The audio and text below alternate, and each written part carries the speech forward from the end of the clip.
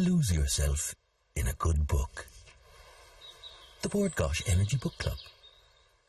Now, the Gáis Energy Irish Book Awards are fast approaching, honouring some of Ireland's most acclaimed authors and literary heavyweights. And this week we've been meeting some of the country's top crime authors shortlisted in the Ireland AM Crime Fiction Book of the Year category. Sinead Crowley joins us now to talk about her debut novel, Can Anybody Help Me? Good morning to you, Sinead. Good morning. Lovely to have you in. Thank you for having me. Our viewers will know you as the arts and media correspondent on RTE. So apart from covering everything from general elections to the Eurovision, you've taken time out to write a book. Yes, I have, and what's lovely about this nomination, which came as a complete surprise and I'm delighted about it, is that I actually cover the awards every year and have covered them for several years. So the thoughts of actually being on the other side pretty this cool, year isn't is it? really wonderful, yeah. And I remember sitting watching them last year going, God, you know, that'd be so lovely, but not dreaming, not even daring to think that I might. So it's been such an amazingly strong year for crime fiction, yeah. So is it art following life or life following art? No, it's a bit of both, you know, but it's going to be fantastic to be there, so I'm just delighted. It's very interesting. It's, you know, the way that serendipity and timing can be of the essence. Can anybody help me? And obviously an awful lot of women who've been pregnant in the last couple of years, particularly with the growth of internet and all the rest of it, will I don't know that it'll be their nightmare, but they'll certainly know the context in which you set this. And also, just see the Law Reform Commission yesterday are now asking the public for recommendations about things on the net that should be illegal, invasions of privacy, where the borders and the lines are. What, you know, what's freedom of expression? What should you be allowed to do? What should be a crime and what shouldn't? So it's a very timely topic. Yeah, I started it. My eldest son is 5. He started school in September, and I started it when I was expecting him. So that gives you an idea of how long it's taken. And actually, the internet itself has changed, and usage has changed even over that 5 years. For example, when I started writing this book, they were all accessing the sites on laptops. By the time I finished writing the book, I had to put iPhones in because people had changed to using apps. So it changed that quickly. And how many of these mammy help sites were or maternity sites were? But how many were there back 5-6 years ago? Oh, there were still several of them as well. In fact, if anything, they were probably a little bit more widely used now, because what has happened now in the last couple of years is people have started actually using Facebook, which is a whole other, I suppose, area.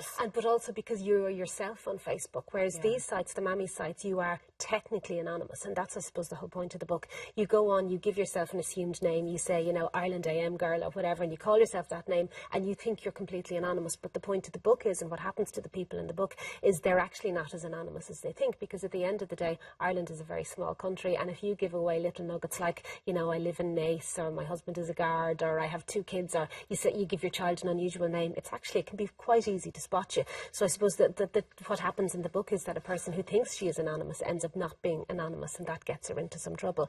But again, you know, as I say, the world has actually developed since, and a lot of women now are actually using Facebook groups to talk to each other where it is their own name and their own face, so maybe they give out less information, I don't know.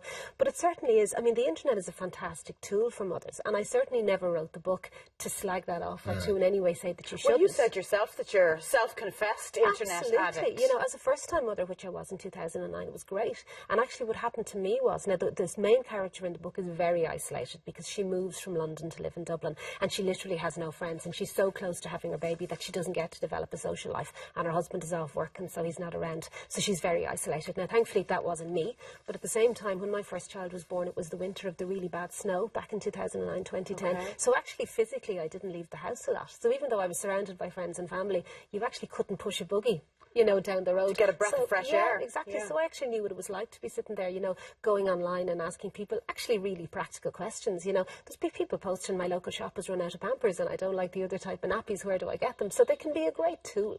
But I suppose the one little, if I wrote the book as a story, not as a warning, but if there is a warning in it, it's just be careful the amount of information you're given, as I say, particularly in a small country. It's easy to identify with these people because they are literally walking in your shoes and they're experiencing the same worries and concerns, whether it's pregnancy or whether it's the newborn baby that you're caring for. And you think they're your friends, and actually there's nobody who understands what you're going through like another mother.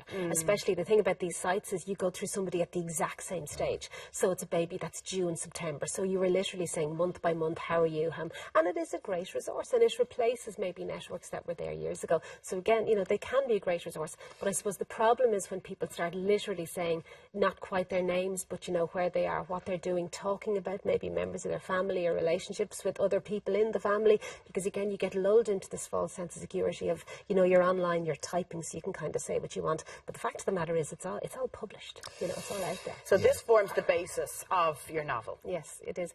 Yeah, Yvonne is one of the main characters, and she has come back to live in Dublin. She's from England, and her husband is working in a television station as it happens, so he's gone all day and all night because he's a current affairs producer. So even when he's at home, he's not listening to her. He's in charge of a program called Tevan Tonight. We're all trying to figure out who that might be based on.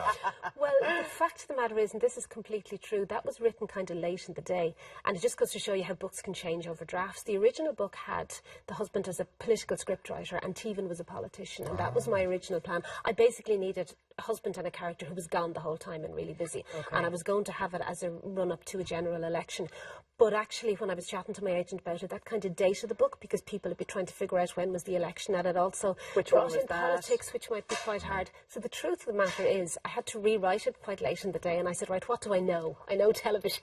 Yeah. So I made this guy into a television person, and again, it gave me the opportunity to have him busy and checking Twitter and looking at the news and not paying enough attention to his wife. So that's the only reason. The reviews have all focused on the star, and I'm assuming that the star has legs and there will be more books featuring her. That's your Sergeant Claire Boyle, who your sort of initial protagonist finally gets the attention of. Now, she happens to be pregnant herself. She is, She's got preeclampsia. Yeah. She got heartburn. She's a bit hard-boiled, and she's a bit short. She won't stop. And she won't stop, yeah, she was a fantastic character to write. And again, that kind of evolved while I was writing the book, because originally this other character, Yvonne, was central. But I needed a cop, I needed a guard to solve the mystery. And as I started to write her, she just grew and grew.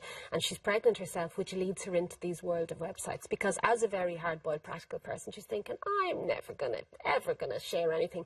But she's sidelined because she has high blood pressure. She's on the sofa, she starts typing away, and suddenly she's locked into these sites. Yeah, and suddenly she realises, okay, maybe this woman had, you know, something after all. It is extraordinary, Sinead. You don't have a decent female hero in crime thrillers for years, and then suddenly we've got Maeve Kerrigan, we've got, is it Sinead Flanagan? Stuart Neville has now decided that his male Jack Lennon, no, he's going with female from now on. Brian McGilloway from the North as well has written his latest books of female. And now you've got Claire. Yeah, and I mean, I think it's 5 out of 6 of the writers on the crime shortlist are women, so it's women are definitely reading them, and in particular this idea of this kind of domestic noir thriller where it's more based in the home or in the family or in the personal space seems to be what women want to read. Well, maybe they can identify with this more. That's the really worrying thing, is that what is going on in your heads? Well, it's not in our heads, it's fine. You're referring to us females, yeah? Yeah, you're outnumbered here now. Oh, I know. That's what worries me even more. Listen, congratulations and all the very best. Well done to you, Sinead.